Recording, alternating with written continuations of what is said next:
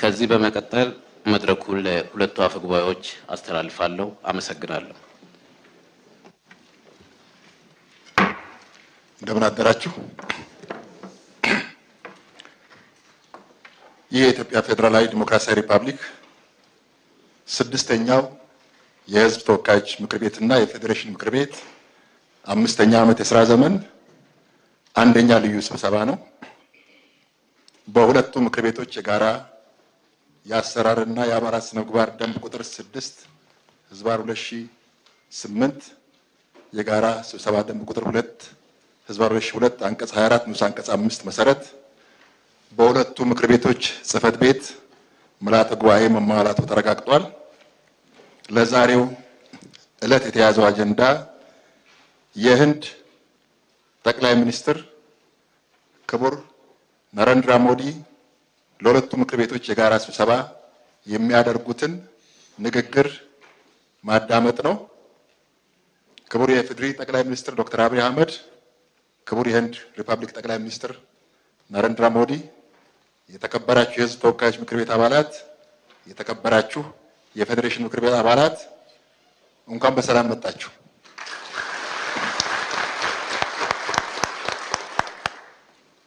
ከሁሉ አስቀድሜ የህዝብ ተወካዮች ምክር ቤትና የፌዴሬሽን ምክር ቤት በሚያደርጉት የጋራ ስብሰባ ላይ ንግግር ለማድረግ በመካከላችን ለተገኙት የህንድ ጠቅላይ ሚኒስትር ክቡር ናሬንድራ ሞዲ እና ለልኡካን ቡድን አባላት እንኳን ደህና መጣችሁ እያልኩ የተሰማኝን ክብርና ደስታ በሁለቱም ምክር ቤቶችና በራሴ ስም እንዲገልጽ ይፈቀድልኝ።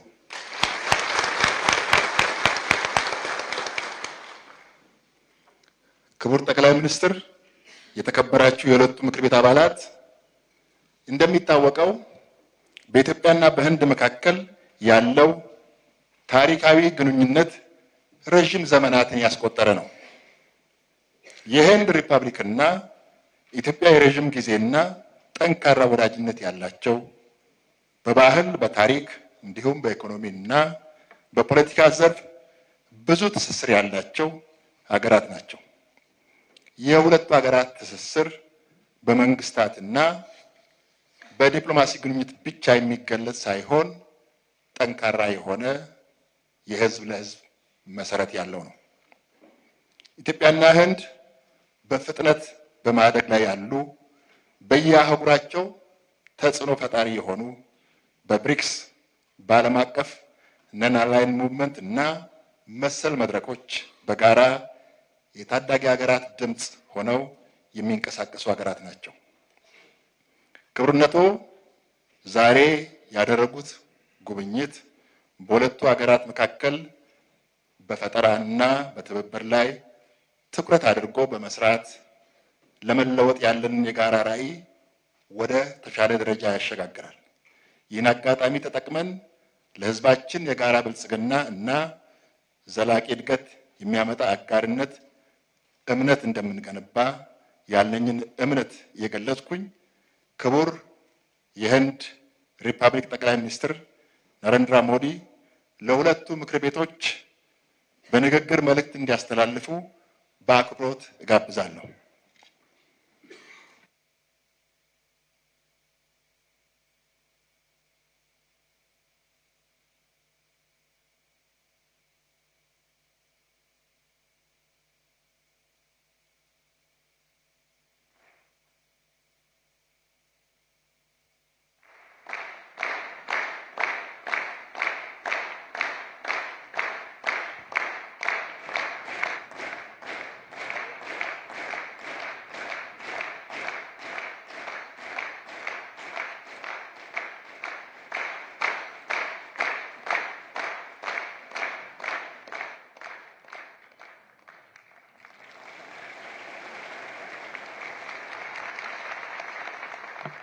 Your Excellency,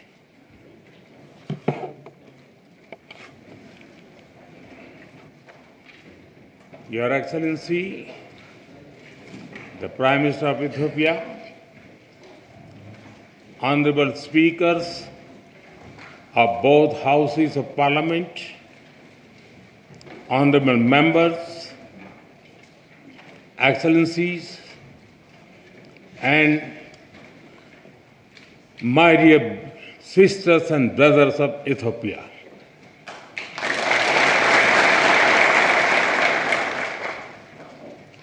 It is a moment of a great privilege for me to stand before you today.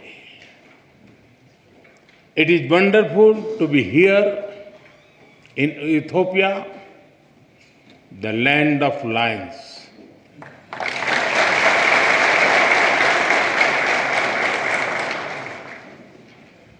I feel very much at home because my home state Gujarat in India is also home to lions.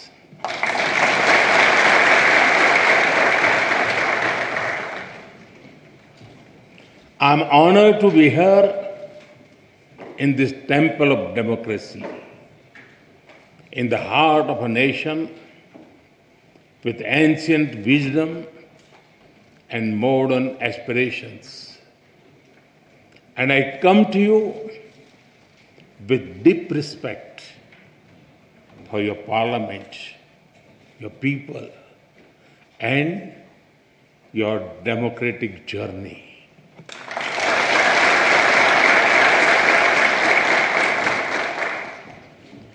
On behalf of the 1.4 billion people of India, I bring greetings of friendship, goodwill, and brotherhood.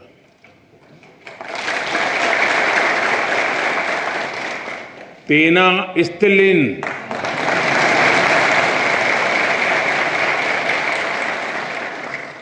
Salam.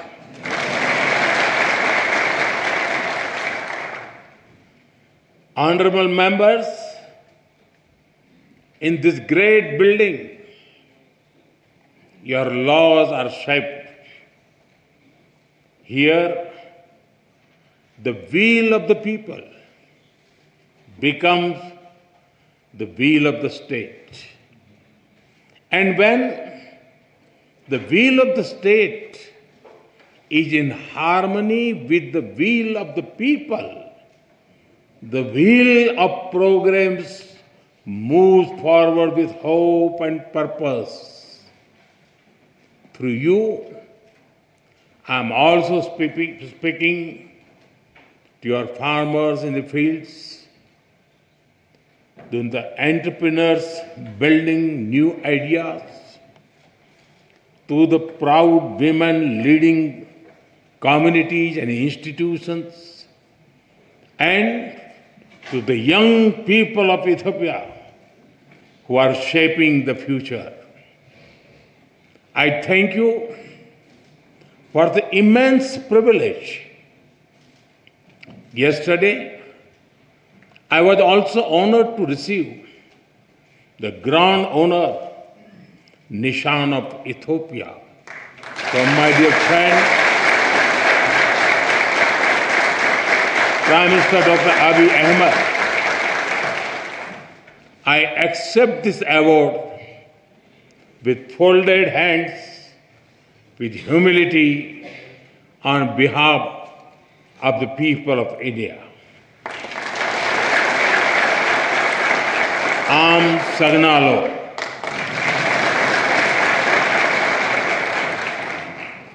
Honorable members,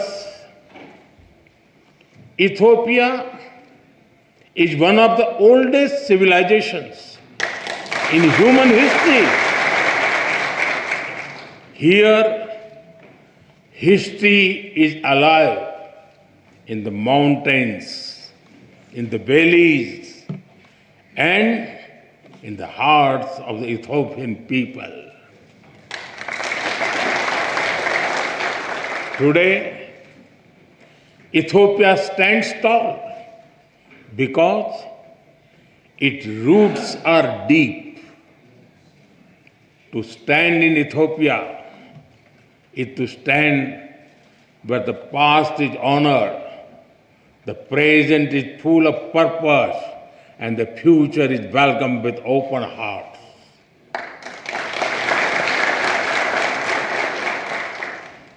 The blend of old and new, this balance between ancient wisdom and modern ambition, this is the true strength of Ethiopia.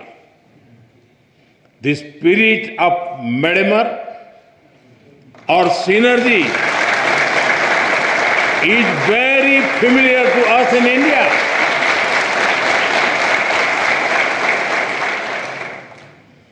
Like the monolithic churches of Lalibela, the ancient rock temples of Tamil Nadu in India are also prayers set in stone.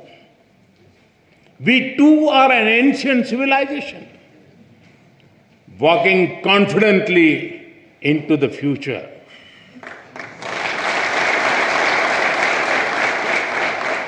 With the call of Sabka Saath, Sabka Vikas, Sabka Vishwas, Sabka Prayas, together for everyone's growth, with everyone's trust and effort.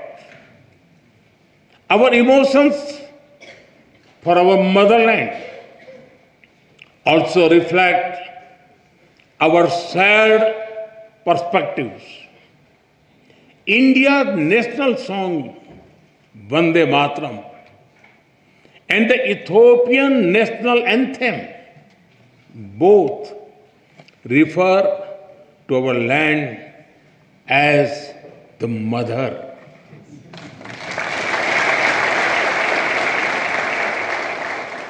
They inspire us to take pride in the heritage, culture, national beauty, and protect the motherland. Honorable members, science has traced some of the earliest footprints of our species in Ethiopia. When the world speaks of Lucy, of Dinkinesh,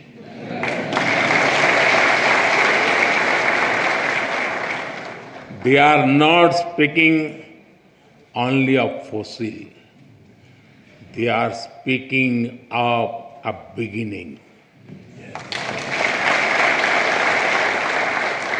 A beginning that belongs to all of us, whether we live in Addis Ababa or in Ayodhya. In India, we say, Vasudhaiv Kutumbakam.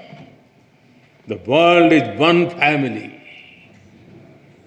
It reminds us that beyond politics, beyond borders, beyond differences, we share a common origin.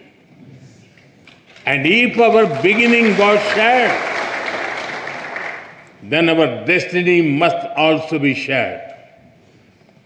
Honorable members, India and Ethiopia share warmth in climate as well as in spirit. Nearly 2,000 years ago, our ancestors built connections across great waters. Across the Indian Ocean, merchants sailed with spices, cotton, coffee, and gold. But they traded more than goods. They exchanged ideas, stories, and way of life. Ports like Adulis and Dholera were not just trade centers. They were bridges between civilizations.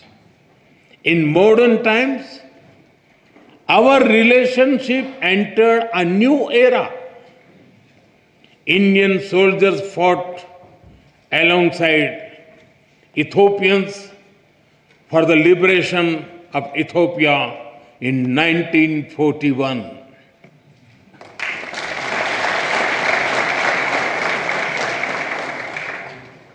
Our formal diplomatic relations began soon after India became independent. But even before embassies were set up, our people had already started writing a new chapter together. Thousands of Indian teachers came to Ethiopia.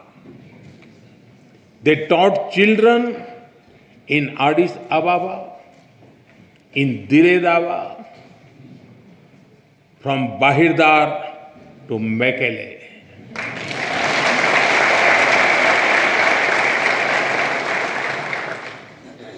They reached Ethiopian schools and entered Ethiopian hearts.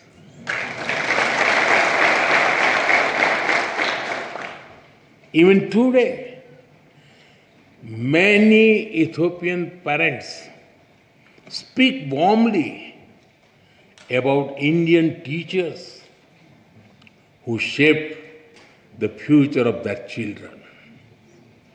And just as Indian teachers came here, Ethiopian students also traveled to India, seeking knowledge and friendship. They went to India as students and returned home as the builders of modern Ethiopia. I am told that some of them are present here in this parliament right now.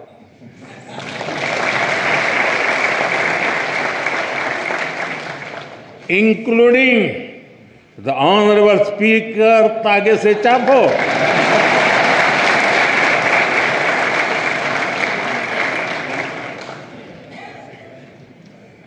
They have also played a special role in building our people-to-people ties because they introduced Ethiopian cuisine in India.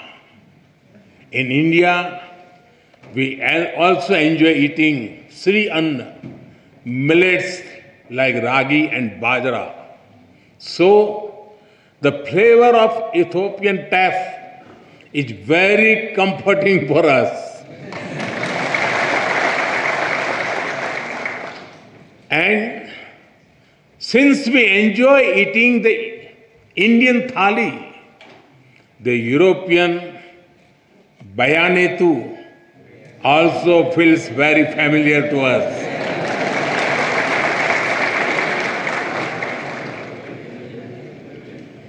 Honorable members, today Indian companies are among the largest foreign investors in Ethiopia.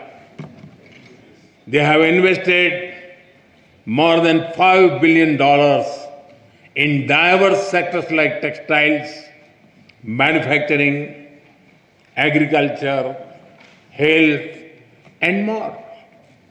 And they have created more than 75,000 local jobs.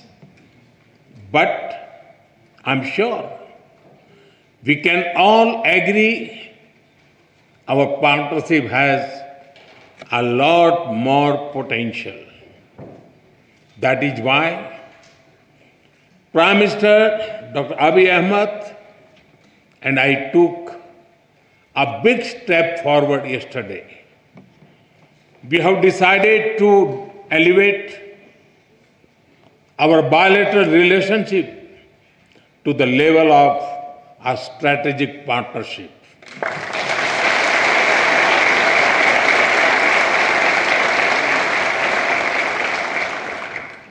This will unleash the potential of our economics through cooperation in technology, innovation, mining, sustainability, and clean energy. It will also secure the future of our peoples through cooperation in food security, health security, and capacity building. In addition, we will also enhance our trade and investment cooperation as well as on defense and security matters. Honorable members, as developing countries, we have a lot to learn from and offer to each other. Agriculture forms the backbone of our two nations. It feeds our people. It sustains our farmers. It connects tradition with innovation. We can work together to develop better seeds, irrigation systems, and soil health technologies. As climate change affects rainfall and crop cycles, we can share knowledge in climate resilient farming, from dairy farming to farm mechanization, from millet research to food processing. Together, we can help our farmers prosper. Honorable members, in India, we have built a robust digital public infrastructure.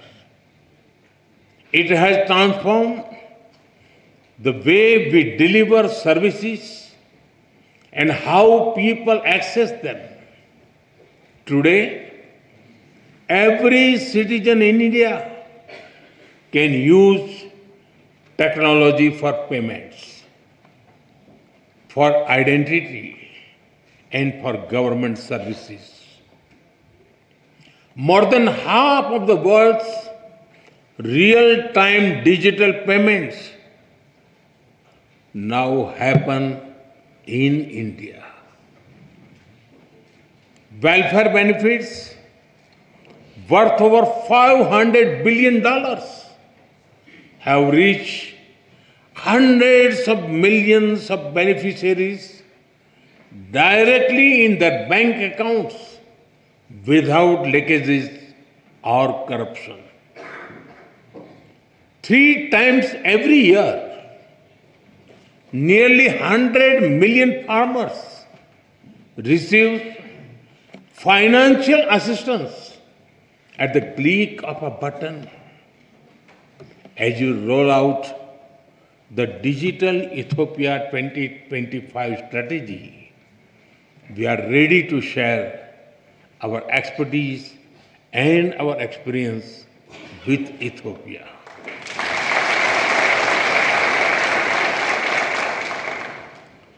And we are honored that you have picked India as a trusted partner to develop the data center for your foreign ministry. Honorable members, India is known as the pharmacy of the world. During the COVID pandemic, the entire world was worried. It was a very difficult time. Despite limited resources, we considered it our sacred duty to humanity to do everything possible to help others. India sent medicines and vaccines to more than 150 countries. It was India's proud privilege to supply Ethiopia with over 4 million vaccine doses.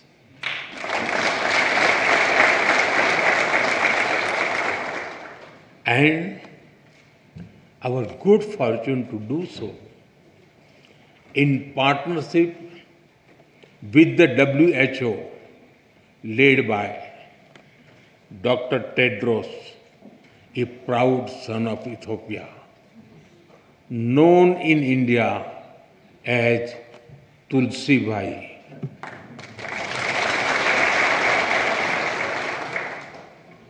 I'm glad that our healthcare cooperation is growing from pharmaceuticals to hospitals and from traditional medicine to telemedicine. We are committed to strengthen our health security cooperation further, from provisioning of new equipment in hospitals to capacity building to healthcare professionals. Honorable members, Ethiopia sits at a crossroads of Africa. India stands at the heart of the Indian Ocean. We are natural partners in regional peace, security, and connectivity. Our commitment to mutual security becomes stronger with the signing of the Defense Cooperation Agreement earlier this year. This arrangement focuses on closer military cooperation. It includes collaboration in cybersecurity, in defense industries, in joint research, and in capacity building. I take this opportunity to thank Ethiopia for your solidarity after the terrorist attack in India in Pahalgam in April. I also thank you for receiving our all-party parliamentary delegation so warmly and for affirming the commitment of zero tolerance towards terrorism. Honorable members, as vibrant and diverse democracies, we both understand that democracy is a way of life and it is a journey. It is shaped sometimes by debate, sometimes by disagreement, but always by belief in the rule of law and the will of the people.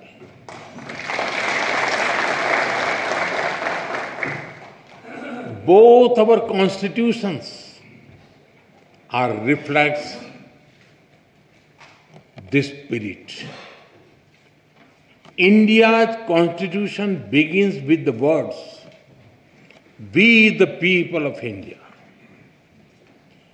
Ethiopia's constitution begins with, "We the nations, nationalities and people of Ethiopia." Their message is the same. Our destiny is in our hands. This morning,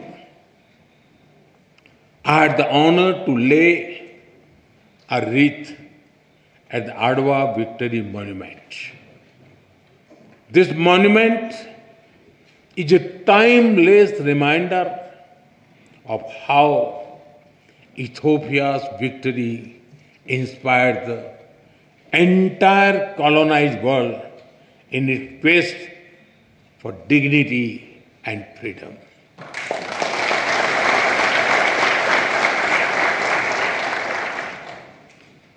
And in these times of conflict and uncertainty, it is a reminder that the people of the global South can stand up for themselves.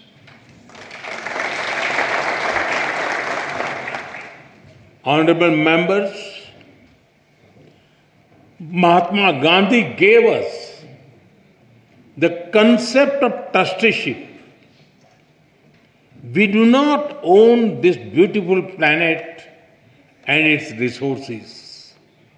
Instead, we are trustees who must take care of them and pass them to our children. The spirit of trusteeship that guides India's Ek Ped Maa Ke Naam, a tree for mother.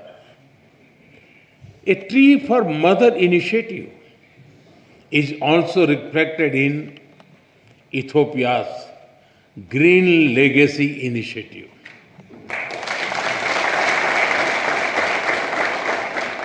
Both our nations believed in caring for Mother Earth. Both believe in giving back to nature. Together, let us work on renewable energy and green jobs. Let us work on disaster-resilient infrastructure and biofuels. And let us raise a strong voice for climate justice. India will be happy to support Ethiopia's effort to give a powerful voice to the Global South at COP32 in 2027. Honorable members, I am told that there is a saying in Ethiopia, when spider webs unite, they can tie up a lion.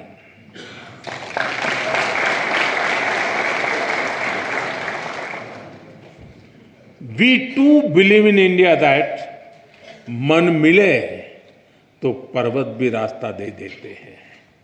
When hearts are united, even mountains give way. Indeed, solidarity is a strength and cooperation is power. And today, as nations of the Global South, as ancient civilization, as friends, India and Ethiopia are standing together.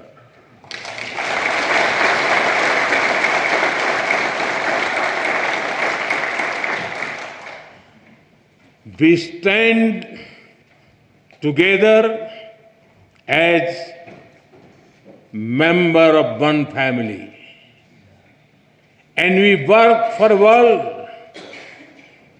that is more just, more equal, and more peaceful.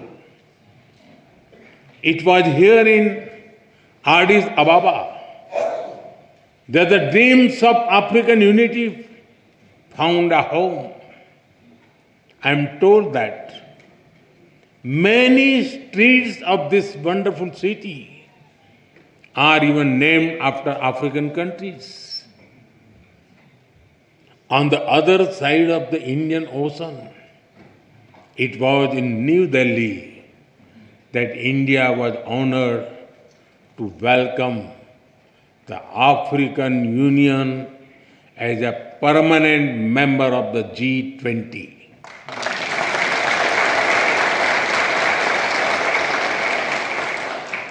Last year, we marked another historic step with the inclusion of Ethiopia as a full member of the BRICS.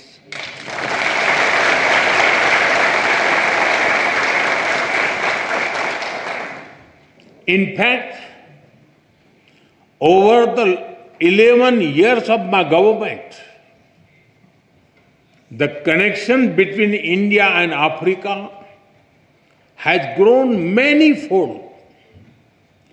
During this period, we have exchanged more than 100 visits at the level of head of the states and governments. Honorable members, the global south is writing its own destiny, and India and Ethiopia share a vision for it.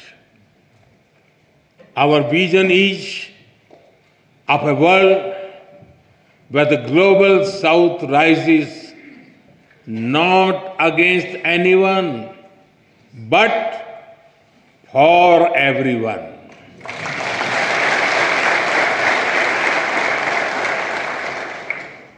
A world where development is fair,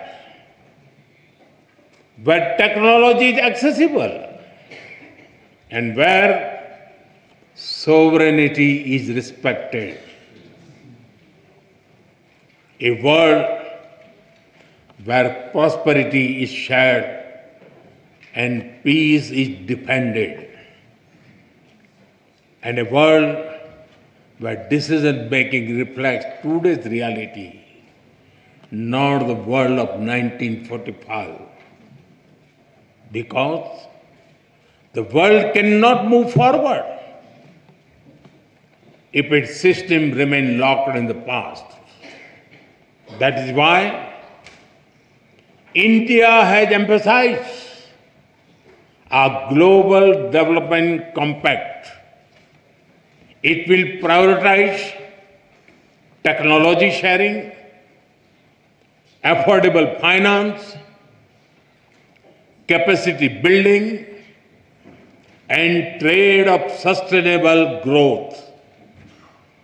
That is why at the G20 summit in November, I called for an Africa Skill Multiplier Initiative to train 1 million trainers.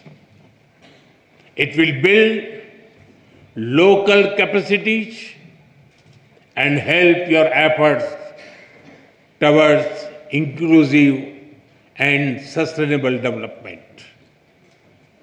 Honorable members, my personal association with tea is well known, but it is impossible to come to Ethiopia and not mention coffee.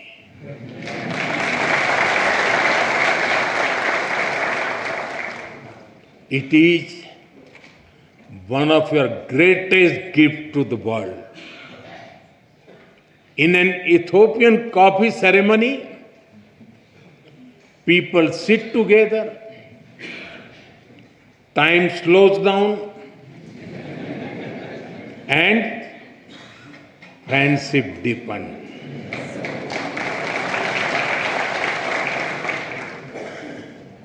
In India too, a cup of tea is an invitation to talk, to share, to connect. And just like Ethiopian coffee and Indian tea, our friendship is brewing strongest. Today, I stand before you among sisters and brothers with a deep sense of gratitude and bright hope for the future. The future is calling, and India and Ethiopia are ready to answer. Honorable members, as I conclude, I give you my word that we will work together as equals.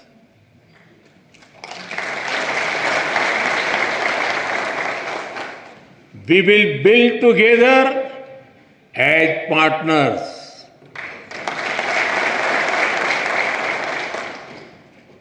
And we will succeed together as friends.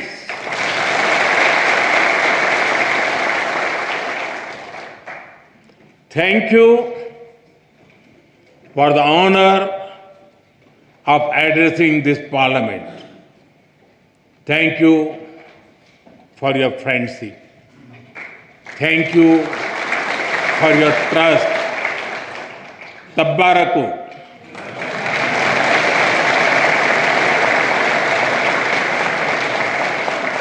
Dena hunno. Am sagnalo. Thank you.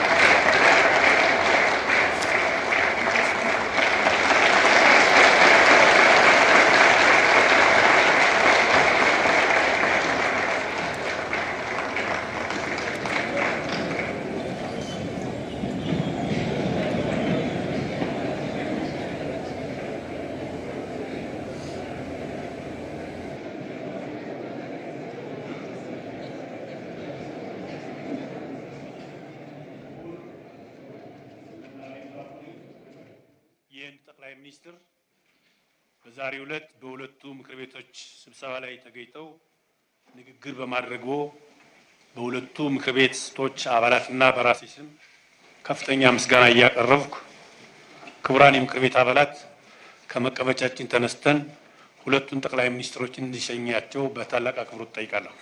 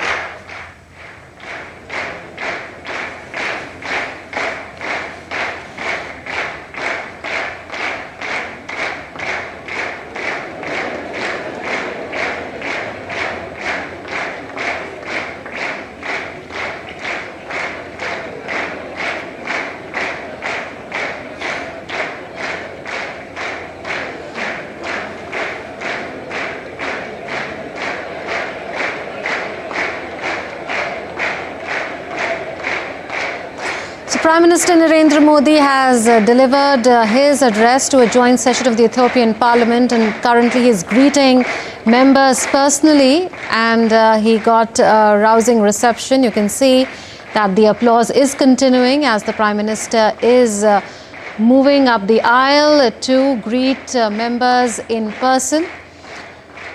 Indeed, it was a 45-minute speech, and it had everything from lions of Ethiopia and lions of Gujarat to deep cultural ties, history of civilization, also about coffee and tea. And so Prime Minister covering the wide gamut, also speaking about a shared vision for the future, not only shared history, shared vision for the future. Solidarity, strength is what the Prime Minister said. Cooperation is power. The two countries stand together for a just world. And we can see that India played a strong role in the G20 when AU came into G20, but Ethiopia is also in BRICS. And the Global South agenda is writing its own destiny. The Prime Minister talked about that it's not against anyone, but it is for everyone. The world cannot move forward if its systems are locked in the past, is what the Prime Minister said. Clearly, this is a speech for the Global South's agenda for the world. A very warm welcome being received by the Prime Minister. Prime Minister making sure that he greets as many members of Parliament as possible personally after addressing a joint session of both houses of Ethiopian Parliament, and the warmth is there for everyone to see. The Prime Minister even exchanging words with some of the members of Parliament. You can see the excitement and enthusiasm and the animated gestures of some of the members of Parliament of Ethiopia.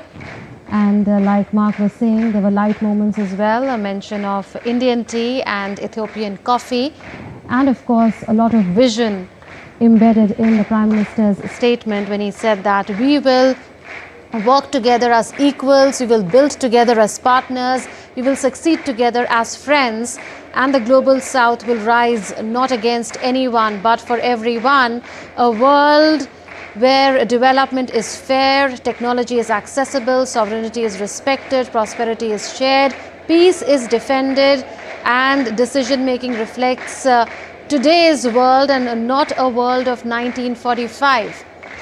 So a speech that was high on substance and vision and high on emotion as well, as the Prime Minister straddled from the ancient past to the present and presented a joint vision of the Global South for the future, a future that is based on equal partnership underpinned by mutual respect and mutual benefit and mutual growth. Yes, there was also references to the national song of India, Vande Mataram, which celebrates 150 years this year, and the national anthem of Ethiopia, both referring to the motherland. And also Prime Minister speaking about Mother Earth and how both countries believe in caring for Mother Earth, with several ideas that look towards preserving. He talked about Gandhiji's trusteeship model and how we are just here to be trustees of the world for the future, and hence the two countries can work together strongly as a voice for climate justice. The Prime Minister talked about spider webs, how they can unite. That's a phrase, that's a term that is used in Ethiopia. He quoted a statement where apparently if spider webs you can unite, they can tie up a lion. And the Prime Minister also spoke about how the saying in India goes that when hearts are united, mountains give way. So really speaking from the heart in a sense about the deep-rooted connections and what the potential of this relationship has for the future. Absolutely. The theme of the Prime Minister's address was India's journey as a mother of democracy, where he also spoke of the entire gamut of bilateral ties and the developments that are taking place across sectors in the India-Ethiopia bilateral partnership and the closeness between India and the African continent as well. He also spoke of how diplomatically India has gone to great lengths to give Africa its due, with African Union becoming a member of the G20 under India's presidency, and also Ethiopia later becoming a member of the BRICS, a full member of the BRICS. That was on the 1st of January 2024.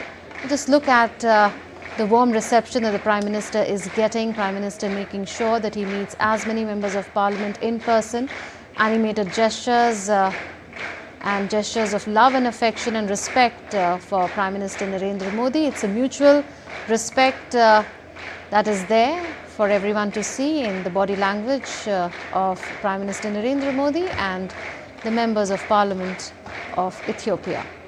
The Prime Minister also spoke about core issues like agriculture, about how the two countries. The agricultural sector plays a very significant role. He talked about climate-resistant agriculture that they can work for in the future. He also spoke about the trust that is reposed in India, not only in the pharmaceutical sector, because India has been seen as the pharmacy of the world, and all that India did during the COVID pandemic, which has benefited also Ethiopia. But Prime Minister spoke about the robust DPI and how it has transformed the way services are delivered in India, and how the benefits actually go directly to the last man without intermediaries. These are the things that, and he received a rousing ovation for that, because those are the things that perhaps the global south is really looking at, and these are the modern day examples of India's prowess. Absolutely. In fact, the hall was reverberating with applause, and that is the kind of standing ovation, in a sense, that the Prime Minister got after his address, the 18th World Parliament that he has addressed. We continue to be joined by guests. Ambassador Bhatia continues to be with us. Ambassador, what stood out to you the most in Prime Minister's address, and also the kind of reception he got in the Parliament? You have already, both of you, done a remarkable job of presenting very quickly the substance of the speech. But I think there are two or three things which were really quite striking to me. First of all, the speech was punctuated by, clappings and positive support on more than one occasion, on numerous occasions. And this meant that what he was saying found an echo and a vibration in the audience.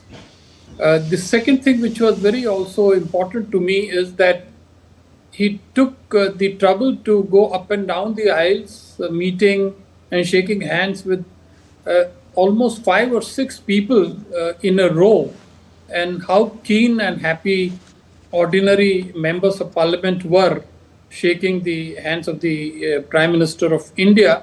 I think regardless of whatever politics that take place within our own country, these images are real, they're genuine. They show the people-oriented skills of our leader, and more importantly, they reveal how well connected Africans are with India, the warmth and friendship. So I think this is very significant. Unless you see this video, unless you see this live telecast, no amount of reading of articles will give you this rare impression. So I thank actually Doordarshan for giving me this opportunity. The third and last point really is very quickly the magisterial reach of this speech. I think, it does compare with some of the greatest speeches which have been delivered. Right, hold your thoughts. We're getting fresh visuals now from Addis Ababa after Prime Minister addressed joint session of the Ethiopian Parliament and reached out to different members of Parliament personally as well, shaking hands with them. Very animated gestures from both sides, from the side of the Prime Minister and the side of the members of Ethiopian Parliament. Prime Minister waving to them, getting a very warm reception and standing ovation. Prime Minister thanking them for the kind of reception that he was accorded on the occasion. Whereas Ambassador Bhatia was also pointing out that this shows the people's skills of Prime Minister Narendra Modi, how he personally interacts with all the members of Parliament, and that sends out a strong message of friendship that India has. After all, these are the representatives of the people. We are talking about democracies, and India is, of course, the world's largest democracy. The speech of the Prime Minister was themed on India being the mother of democracy, and we saw several references to, a shared vision based on the people's will. In fact, the Prime Minister constantly spoke about the will of the people is the will of, when it's the will of the state, it becomes the will of the people, the will of the state. The will of progress moves forward when that will is in harmony. That's what the Prime Minister said at the beginning of his speech.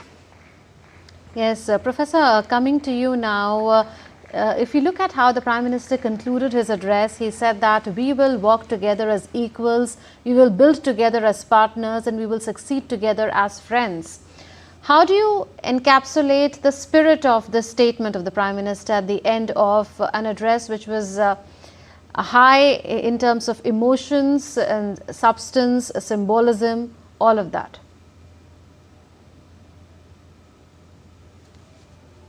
Are you there with us? Yes, yes. Can you hear me? Yes, go ahead, sir. Go ahead. He was referring to the South-South solidarity, the efforts that India and African countries are putting together, Africans among themselves through African Union, through All Africa Trade Zone, and the kind of efforts that India is making in bringing African Union into G20, into Ethiopia, into BRICS, and having the Global South approach of partnership, of solidarity, and running the wheel of the progress. So all these are something that he was elaborating all the time. As mother of democracy, he was saying that how both countries have their constitution based on the we the people or we the nations, putting the nations and people first before anything else. And through these efforts in these democratic societies, how to come together, change the equation that still exists of 1945, and how together they can make a just world which is not against anyone, but which stands for them and for justice, including in climate area. Indeed, and Ambassador Bhatia, the Prime Minister actually going back to the very dawn of human history, when he talked about, the fossil of Lucy, he said it's not just a fossil, it's really the beginning for all of us. And he talked about whether, we are talking about Addis Ababa or Ayodhya, it's a common destiny for all of us. And and then he brought in the whole concept of how India looks at the world with Vasudhaiva Kutumbakam, and the very agenda which seems to be shaping India's foreign policy over the last 11 years. Your thoughts? Well, my thoughts went back to my own visit when I myself visited the museum and saw Lucy. It was a very undefined sense of emotion, and now listening to the Prime Minister, I could decipher fully as to what the importance of that exhibit is in that museum. Indeed, I think we can say very reasonably and justifiably that the Prime Minister appealed both to the heart and the mind of the people. On the emotional side, he evoked history and cultural and trade ties to tell Africans, the Ethiopians, that we are no strangers, we are old friends and partners, but there were interruptions caused by colonialism and other factors.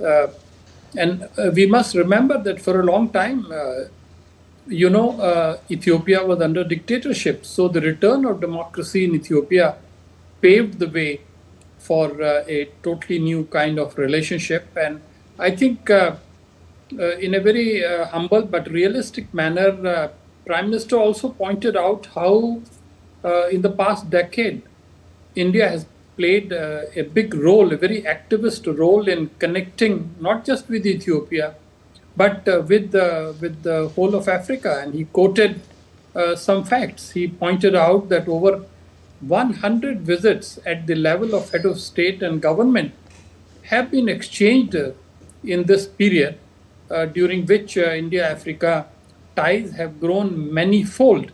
His words, and these are absolutely correct, observations in that sense. But at the same time, appealing to the mind, he did not forget at all that he is representing his government, and he flagged, as you both pointed out, all the 7 or 8 areas where the two countries need to focus attention on building cooperation. We have achieved some success, but a lot more work needs to be done. So he was in a way, sending a message to the bureaucracies and to the ministers concerned that, an overall congenial atmosphere has been created, but a lot of work has to be done in the future.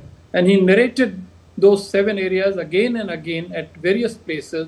And I think all of us now know them by heart.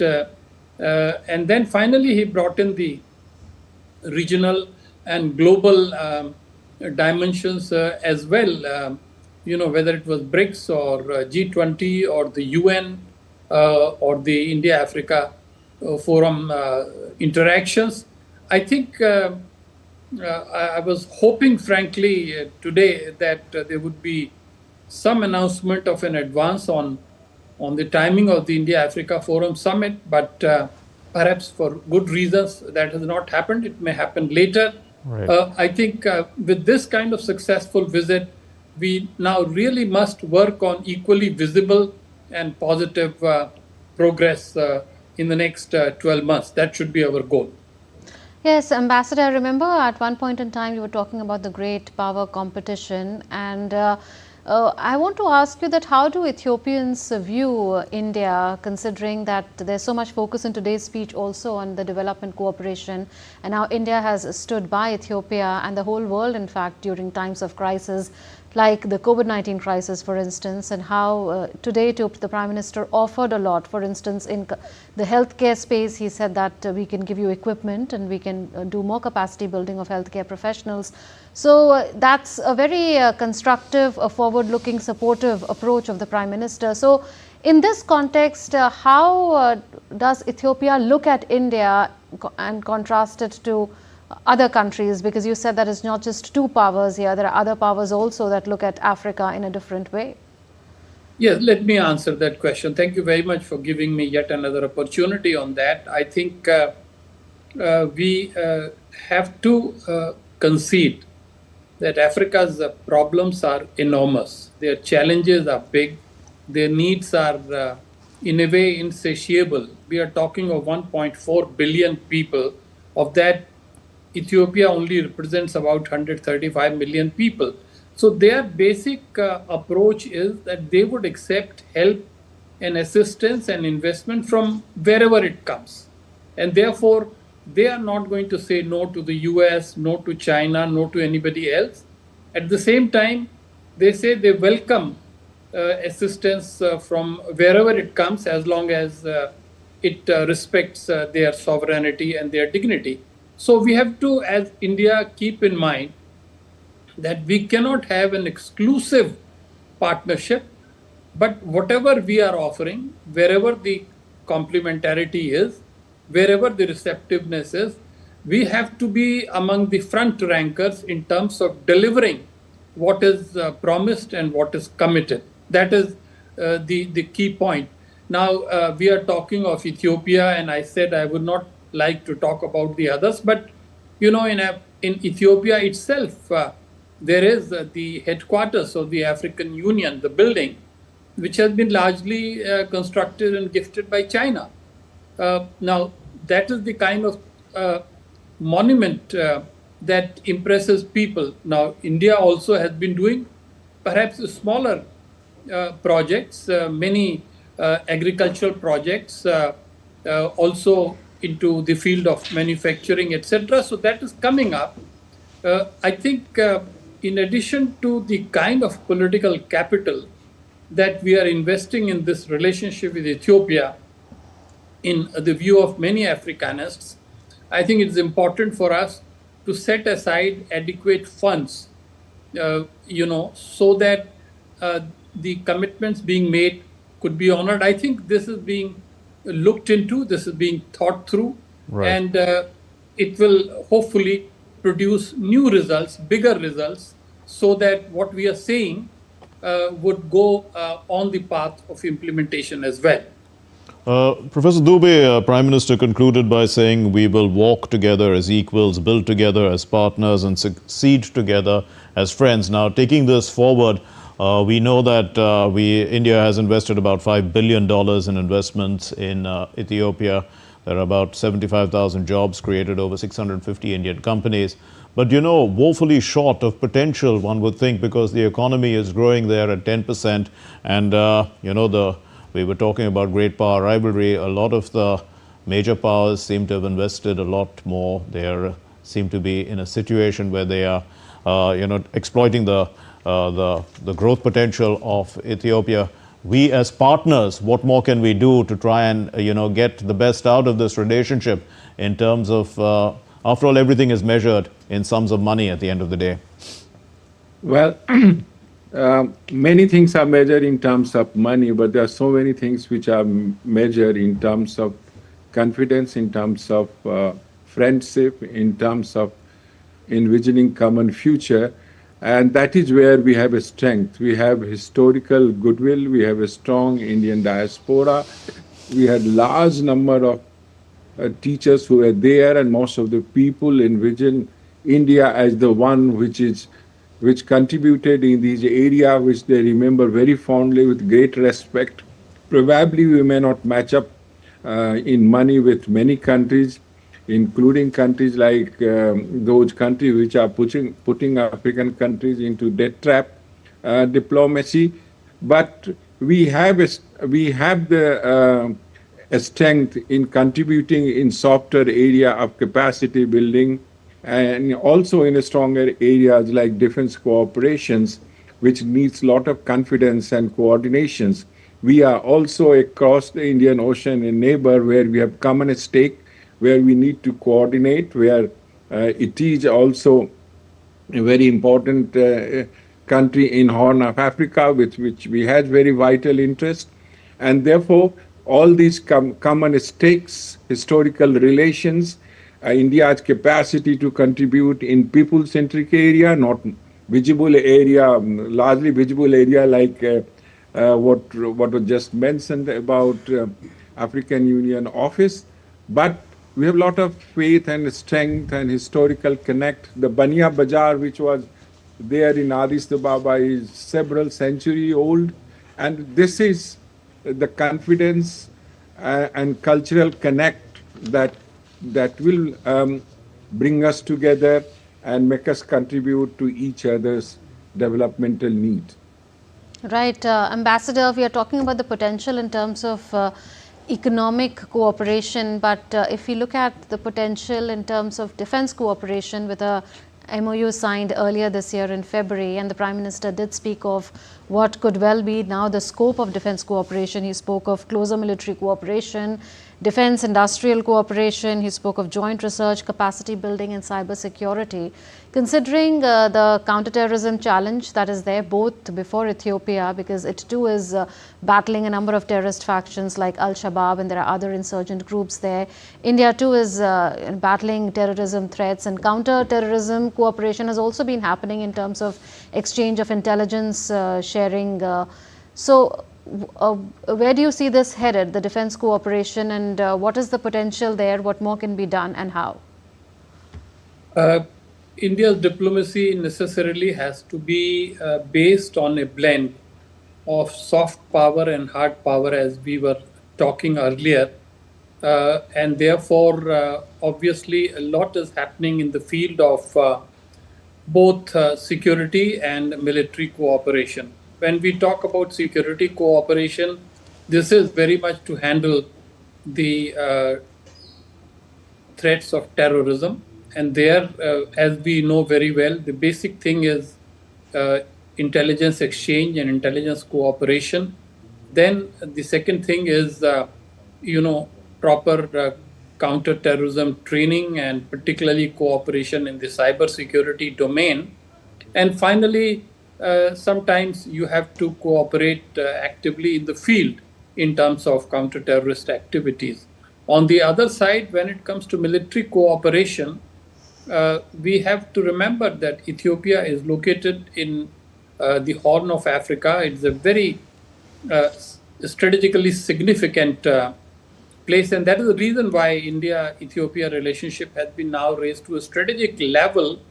It is next to Djibouti, where there are several foreign bases, including the foreign base of China, and it's just across the Red Sea near the Suez Canal. Indian Navy's footprint is expanding. So in a way, there is so much in terms of military cooperation that can be done.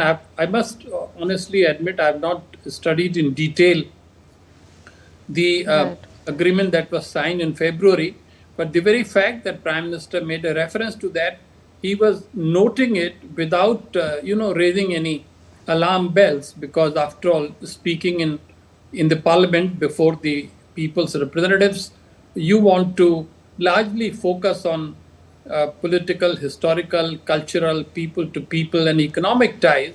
But he was making a point that we have not forgotten the security and military dimensions, and they are also moving forward on a reasonable pace.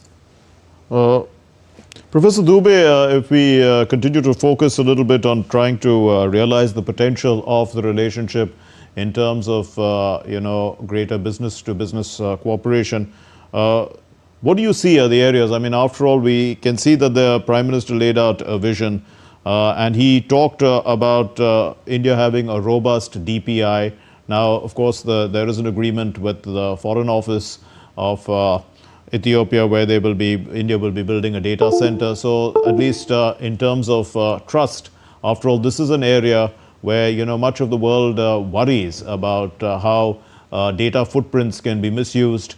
And in the area of e-commerce, startups, fintech, and things like that, India has some expertise, which perhaps is a large area of investment over time, which can help transform the Ethiopian economy. Not that it's not being transformed already. Yes, I think these are the important area. These are the important area of very strong confidence. The data center in Ministry of External Affairs is a very sensitive thing. Ethiopia can give that kind of contract, that it can seek that kind of cooperation only with countries whom it trusts very well.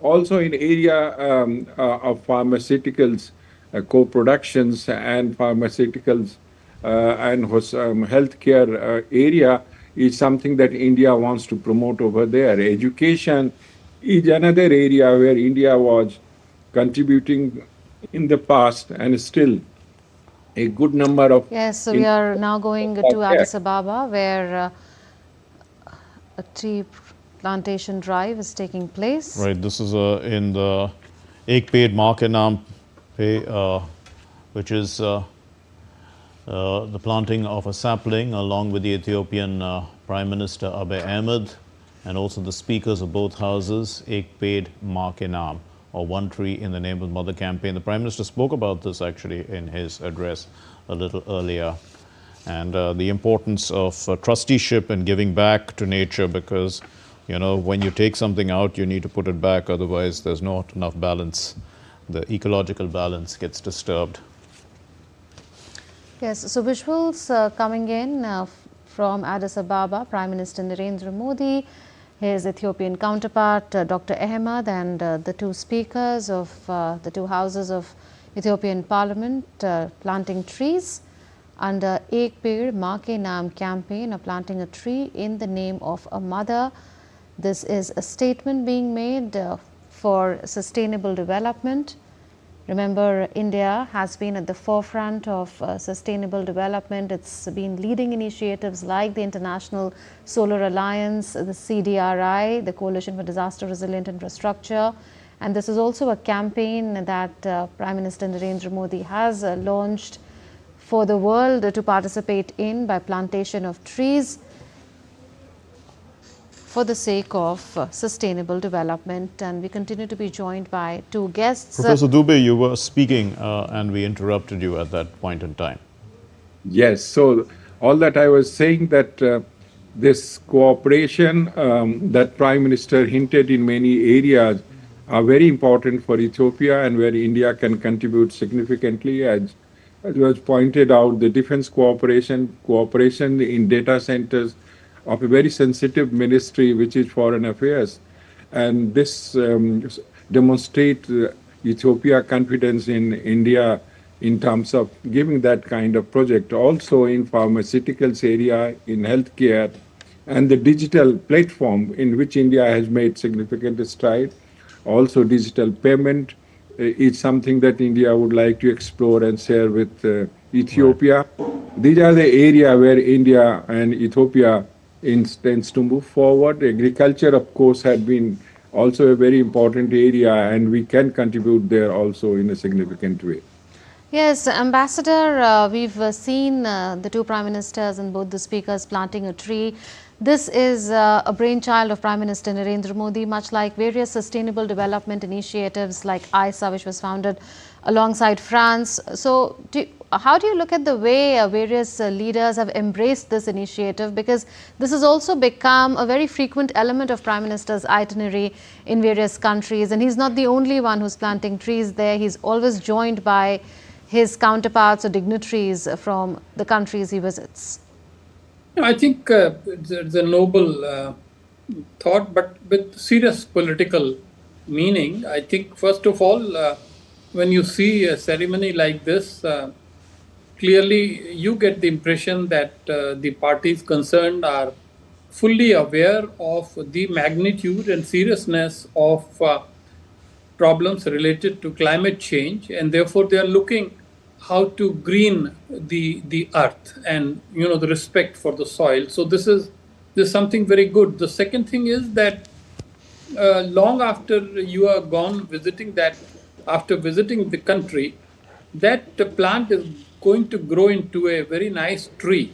And I've seen this myself, in my time as High Commissioner in Kenya. We had a large garden in the embassy residence, and I would go around looking at some of the trees which had really grown into very big trees with proper marking showing who did what and who planted this and what was the occasion. So in a way you are creating a path for history. People remember long time after your visit is over that this was left as a testimonial. People may forget the speech in the parliament or even the joint declaration, but that tree and those who were present on that day and their descendants will remember that there is one more bond. So that is, I think, very significant. And besides, I think if the attempt or the purpose of a state visit, which is what this one is to bring the two societies closer together. You just feel very happy seeing a plantation ceremony. We have done this very often in Delhi, as you know. All kinds of foreign Yes. people have come, the rulers, the presidents and the prime ministers. And we have to very much be happy with it and welcome them. Professor Dubey, Prime Minister referred to the fact that the two countries have raised the relationship to a strategic partnership, and then he mentioned, a clear roadmap how it's going to basically improve the relations in terms of, technology cooperation, mining, clean energy, food, health security, also capacity building, trade and investment cooperation, defense, all these matters. Let's look in terms, this is a wide spectrum of things. Is this done at government to government level? What is it required to take this kind of cooperation forward? Yes, I think as a strategic relationship, you have to review it regularly. You have to also watch the progress and report that. You have to take follow-up actions to implement them, and this comes under priorities areas of monitoring, implementations, and that's where the strategic relationship is not exactly like a ordinary bilateral relationship, where many of the MOU that are signed, agreement that are inked, they are left to the regular channels to follow them up. But there is a regular process for a strategic relationship to monitor them, and also to see how it is moving and review them on regular basis. Ambassador Bhatia, if you could comment on that as well. I mean, what is required to take the strategic partnership to fulfill the potential of the strategic partnership in terms of manpower and capacity? After all, we're talking about capacity building, but there really requires capacity to take the relationship forward in the first place. So I think I'll give you a direct and candid answer. I think the goals are set, the means and paths have been identified. But here we have to scale them. That is to increase the number of people who can be put through the path of capacity upgradation. So this means that both for the I-Tech scheme and also for the ICCR scholarships, and also there are several other schemes as well, there has to be a special focus on bringing in Ethiopian youth under the coverage of these schemes. Now, they already are there, but in small numbers. If you really want to achieve results on a speedy manner, then obviously the slots have to be increased, which means that they cannot be at the expense of other country beneficiaries. Therefore, obviously, there is a need to keep expending the budgetary resources for this purpose. This is one aspect. And the other aspect in terms of scaling up the capacity building is that the institutions in India that will be required to impart training and special knowledge, they also may need to be expended, because you heard Prime Minister once again spoke about a proposal he had made at G20 in Johannesburg just the other day, where he talked about 1 million, people from Global South getting training in the health sector. Now, that proposal is there. G20 has to accept and forward it, and somebody has to find resources for it. So the short point I'm making is, to answer your question, the vision has been set, and now it is for the governments concerned, in this case India and Ethiopia, to find the resources, the means, and an action plan, so that after 6 months or after a year, we can claim that yes, tangible, concrete progress is taking place. That is where India's ability to serve as a country which commits and then delivers, that will come through very nicely. Ambassador, one last question before we wind up this broadcast. To your mind, have all the boxes been ticked from what you were expecting from the Prime Minister's visit to Ethiopia? Yes, as I mentioned, all boxes have been ticked. It is a all-encompassing visit. My only hope was that there would be some firm indication about the timing and the approach, the path to the India-Africa Forum Summit, which has been causing a lot of excitement among the Africanists, but also those who really care for India-Africa relationship. I'm sure government is working for it quietly, and as our External Affairs Minister said recently, there is reasonable expectation that that big conference, of the kind that took place in 2015, might be held in 2026. If so, it will be a fitting tribute and finale to this great rediscovery of Africa by India. Absolutely. In fact, there have been multiple visits by the Prime Minister, as per an estimate, the highest number of visits by an Indian Prime Minister. The Prime Minister said 100 visits at the highest level. I mean, in the last 11 years, 100 visits both sides across to the African continent. Yes, at the levels of heads of state and heads of government. We'll leave it at that. Ambassador Bhatia and Professor Dubey, thank you so much for joining us. Thank you very much. Thank you. That's it then in this special broadcast, India and Ethiopia, Historical Ties, Future Links, Mark. Indeed, and we, over the last 2.5 hours, we have been giving you wide coverage of the Prime Minister's visit to Ethiopia, where we showed you the warmth with which the Prime Minister was greeted in Ethiopia, the warmth with which he has been received, and the message that he has sent out through the Parliament of Ethiopia about the strength of the Global South and the vision of the Global South. and also the visit of the Prime Minister to the Adwa Memorial, which is also a significant reminder of anti-colonial solidarity. The Prime Minister said that solidarity is strength and cooperation is power. We'll So leave it this was really the second leg of Prime Minister's three-nation tour. The Prime Minister will now be going to Oman, but we'll keep you updated on all the developments as they take place. Me and Mark will take your leave in the special broadcast. News and updates will continue on DD India. Stay tuned.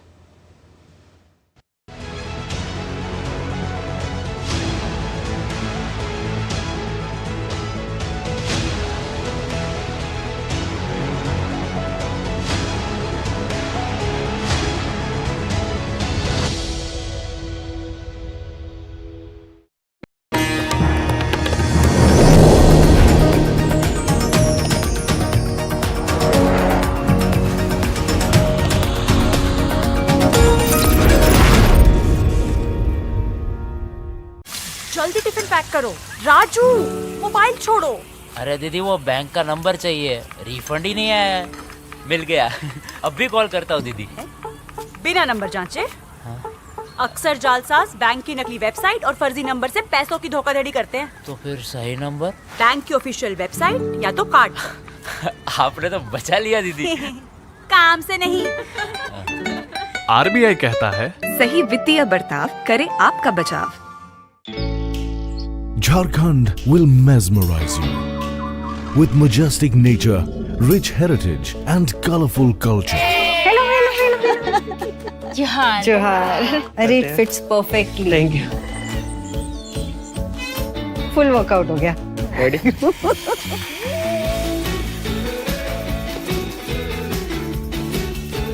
Postcards from Jharkhand on National Geographic. Welcome to all our viewers in India and around the world. You're watching Defense Dynamics and I am Danveer Singh coming to you from New Delhi.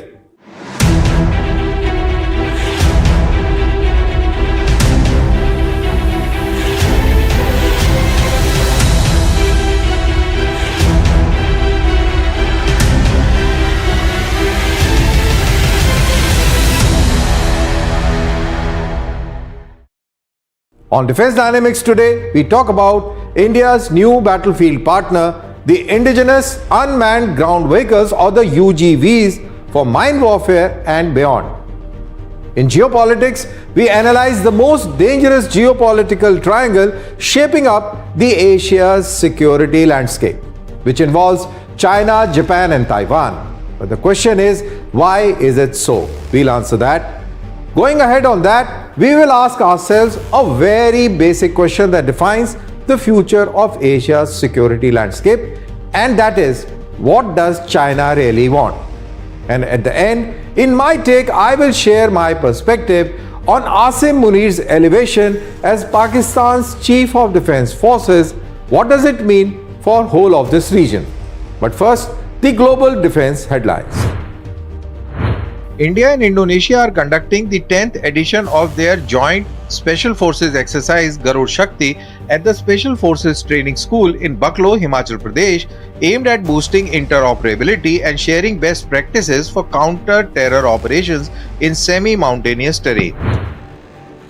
In a major push for clean energy, the Indian Army has officially integrated biodiesel into its fuel supply chain, with the first consignment received in New Delhi by Lieutenant General Pushpender Singh. The United States has cleared the sale of AGM-158B and B-2 JASSM-ER long-range air-launched missiles to Italy, with the DSCA confirming Rome will receive 100 missiles valued at approximately $301 million. Germany's Bundestag Budget Committee has approved the acquisition of additional G95 assault rifles, intercom systems and Wolf ATVs, as the Defence Ministry moves to replace the G36 with the Heckler & Koch HK416 Alpha 8 as new G95 standard rifle. The United Kingdom's Royal Navy's frigate fleet has reduced to 7 ships following the retirement of HMS Lancaster, a Type 23 frigate commissioned in 1992 and one of the last remaining general-purpose variant.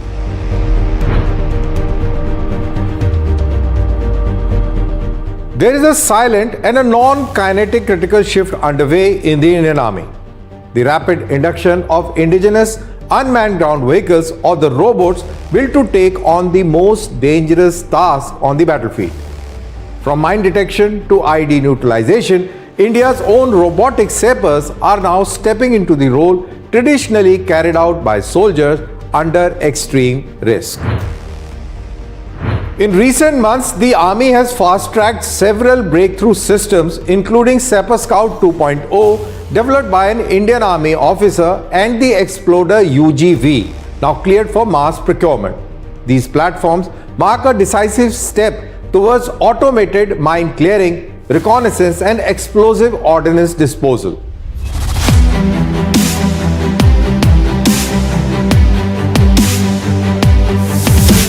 India is rapidly moving towards a future where soldiers will increasingly operate alongside robots, especially in the most dangerous missions, from mine detection to reconnaissance, from ID disposal to casualty evacuation. The Indian Army is witnessing a surge in indigenous unmanned ground vehicles, marking a major technological leap in battlefield automation and soldier safety. At the heart of this transformation is Sapper Scout 2.0, an all-terrain 6-wheel unmanned ground vehicle conceptualized and developed by Major Raj Prasad RS of the Indian Army. Designed to detect mines, carry out reconnaissance, evacuate casualties and scatter mines using a vehicle-based system. The Sapper Scout 2.0 brings together modularity, rugged mobility, and advanced sensors such as ground-penetrating radars and thermal imaging. It reflects how Indian soldiers themselves are driving frontline technological innovation. These platforms mark a major shift in how the Army handles minefields and explosive hazards. Instead of sending soldiers into uncertain terrain, the first responder is now a robot. And as autonomy advances, these systems will take on even more roles, from scouting enemy positions and delivering critical supplies under fire. Another breakthrough in the Army's clearance of Exploder, a combat-focused UGV designed for ID disposal, reconnaissance and payload delivery. The system is engineered to approach, inspect and neutralize explosive threats while keeping the soldiers at a safe distance. Its approval for mass procurement signals not just acceptance but urgency in inducting robots into explosive ordnance disposal, counter-terror and high-risk operations across India's varied conflict zones. India's UGV journey did not start today. The Mantra series, operational since 2017, laid the foundation for tele-operated and autonomous reconnaissance. Meanwhile, newer systems like ECARS, 4x4 and 6x6 are pushing autonomy further with patrol algorithms, obstacle avoidance and AI-based navigation. Together they capture the sector's steady shift from experiments to deployable combat assets. For the Indian Army, the logic is simple. Every task a robot can perform instead of a soldier enhances survivability and accelerates operations. With Sapper Scout 2.0 and Exploder leading this shift, India is building a frontline robotic capability that will only grow stronger in the coming decade. The new generation of Indian unmanned ground vehicles bring multi-utility capability tailored for the subcontinent's operational challenges. Mine detection and neutralization with ground-penetrating radar, thermal sensors and modular payloads to locate and potentially clear mines. Reconnaissance through real-time visuals from cameras and sensor suits in high-risk zones. Payload versatility in the flexibility to mount weapons, counter UAS modules, logistic loads or engineering tools. All-terrain mobility, these UGVs have independent wheel drive, articulated suspension and tracked options for Himalayan, desert and jungle terrain. Autonomous and tele-operated modes. Robots can work under direct control or follow pre-programmed routes. This is how these features mark a decisive shift from manual to robotic battlefield tasks. This rapid expansion of indigenous UGVs is closely aligned with India's Make in India and Atmanirbhar Bharat push. Each system inducted reduces import dependence and strengthens domestic robotics, AI, and defense manufacturing. More importantly, these platforms drastically reduce risk to soldiers in minefields and ID-laden environments, situations where even the best training cannot eliminate danger. The Sapper Scout 2.0 and Exploder leading a fresh wave of innovation, India's battlefield is poised to become increasingly robotic, networked, and autonomous. As mine clearing, reconnaissance, and explosive ordnance disposal shift to machines, soldiers are freed for faster, safer, and more decisive operations. The Indian Army's embrace of unmanned systems signals not just modernization but a fundamental reimagining of land warfare for the next decade. A strong push for indigenous robotics under Make in India is now delivering tangible battlefield impact. These systems not only reduce risk to soldiers operating in minefields and IED-prone zones, but also mark a major stride in India's journey towards autonomous warfare technologies.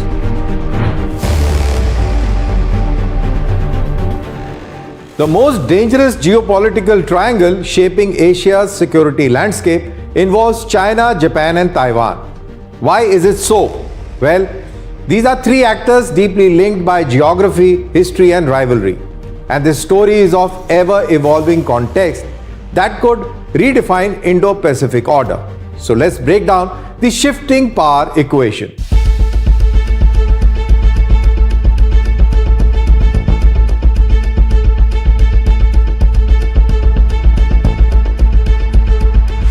China today is the most aggressive force in the East China Sea and the Taiwan Strait.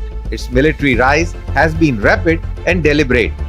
More ships, more missiles, more air power, and increasingly bold maneuvers around Taiwan and Japanese-controlled Senkaku Islands. For Beijing, Taiwan is not just a political objective, it's the key to breaking the first island chain, extending Chinese influence deeper into the Pacific and pushing the US and Japan further away. China's posture leaves little doubt. Controlling Taiwan would dramatically shift Asia's balance of power, and Beijing believes in history, nationalism, and military momentum are on its side. Just 130 kilometers across the strait, Taiwan remains the most consequential flashpoint in Asia. A thriving democracy and the world's semiconductor hub, Taiwan knows it cannot match China's ship-to-ship or tank-for-tank. Instead, it is restructuring for asymmetric warfare, missiles, drones, sea mines, and mobile defense systems designed to survive and first strike and deny PLA a quick victory.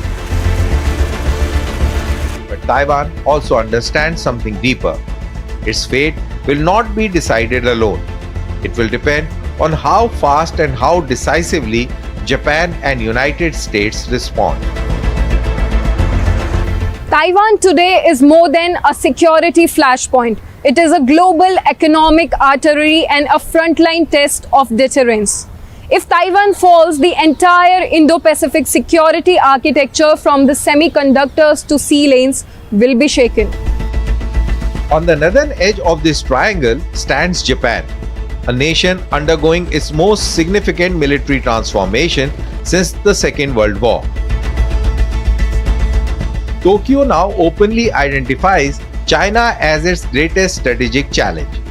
Japan is doubling defense spending, acquiring long-range strike missiles, dispersing forces across the Ryukyu Islands, and preparing for a scenario where a conflict over Taiwan automatically pulls Japan into battle. Japan knows that if Taiwan falls, its own southern defenses will collapse. and the Chinese naval power will move dangerously close to Okinawa. For Tokyo, defending Taiwan is not charity, it's a matter of national survival. This triangle is reinforced by alliances and deterrence. Japan has the US-Japan Security Treaty. Taiwan has American commitments, though not a formal alliance. China sees these partnerships as encirclement and uses grey zone warfare to wear them down. We're now getting visuals of Prime Minister Narendra Modi concluding his visit to Ethiopia, which was the second leg of his three-nation tour, and is about to emplane for Oman, the third and final leg of his three-nation tour. Prime Minister Narendra Modi giving a warm embrace to his Ethiopian counterpart, who had come to receive him first at the airport and has now come to the airport to see him off as well. Very warm gestures exchanged between the two sides. A visit that is historic. Prime Minister Narendra Modi's first bilateral visit to Ethiopia, the first visit by an Indian Prime Minister to Ethiopia since 2011. Ethiopia is extremely significant geopolitically and also a trusted partner of India in Africa. Ethiopia is where the headquarters of the African Union is, and African Union became a member of an expanded G20 under India's G20 presidency in 2023. Ethiopia is also now a member of the BRICS grouping. India had backed the addition or inclusion of various countries within an expanded BRICS, Ethiopia being one of them.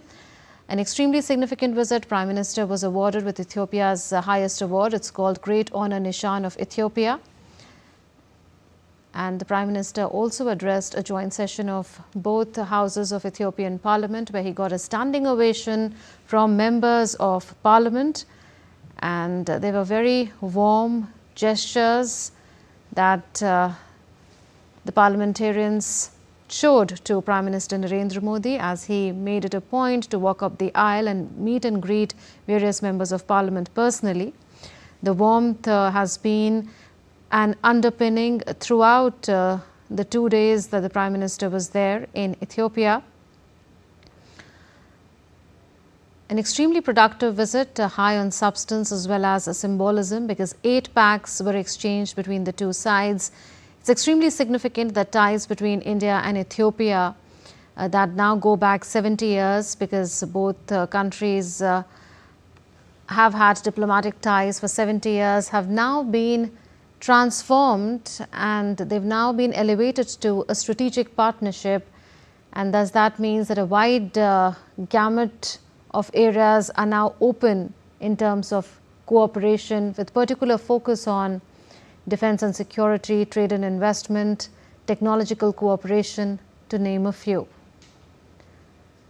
Besides that, a data center India will be building in the Ministry of Foreign Affairs in Ethiopia, and India is also helping restructure the debt of Ethiopia. So a productive visit all in all of Prime Minister Narendra Modi to Ethiopia, his first bilateral visit there, and the first pan-Indian Prime Minister since 2011. And the Prime Minister is emplaning for Oman, which is the third and final leg of his three-nation tour. Oman, of course, is in the Gulf, so the Prime Minister moved from West Asia, came to Africa, and then now is heading to West Asia once again. That's it then for now. News and updates will continue on DD India.